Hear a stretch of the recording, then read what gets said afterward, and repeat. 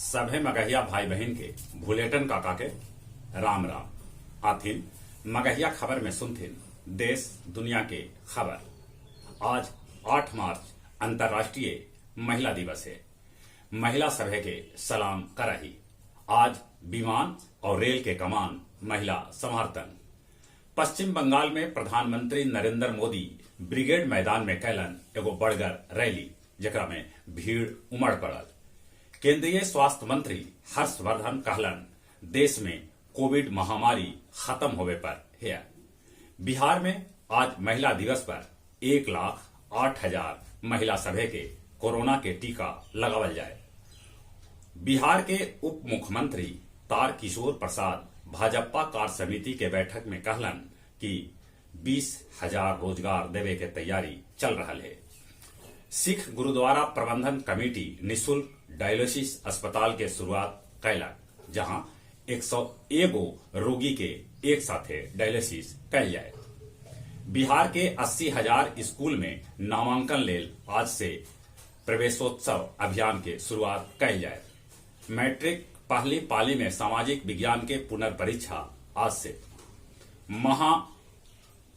महिला दिवस के पूर्व संध्या पर गया प्रभात खबर अपन कार्यालय में एगो संगोष्ठी के आयोजन कैल, जेकरा में सभे वर्ग के महिला शामिल होले।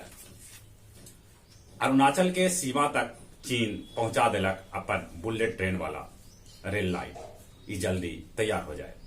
म्यांमार में प्रदर्शनकारी और पुलिस के बीच झड़प, एक आदमी के होल मौत।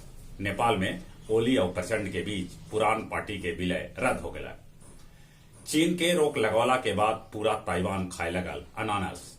जितना अनानस चीन ताइवान से खरीदा हल, उतना अनानस 4 दिन में ताइवान के आदमी खरीद लेलन।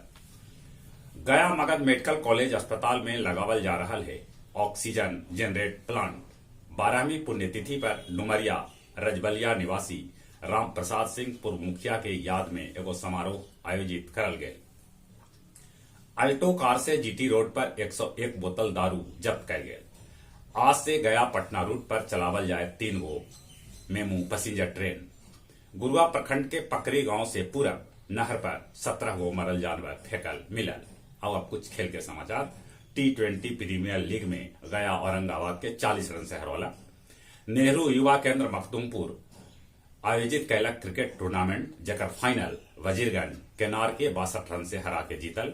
आईपीएल के कार्यक्रम जारी कर देवल गये है। कोई भी टीम अपन घर में मैच न खेल पौतन। पहलवान विनेश फोगाट जीतलन स्वर्ण पदक।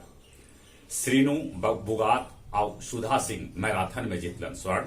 उन्हें न्यूजीलैंड अंतिम T20 मैच में ऑस्ट्रेलिया के हरा के सीरीज 3-2 से जीत लेलक। जहां तक मौसम के सवाल है, मौसम करवट ले रहा है। ठंडा और गर्मी दोनों है। मौसम के मार से बचथिन, कोरोना से बचे लेल मुंह और नाक पर मास्क लगाथिन, सोशल डिस्टेंसिंग के पालन करथिन। चली अपने सभे के एक बेर फिर से भुलेटन काका के राम राम।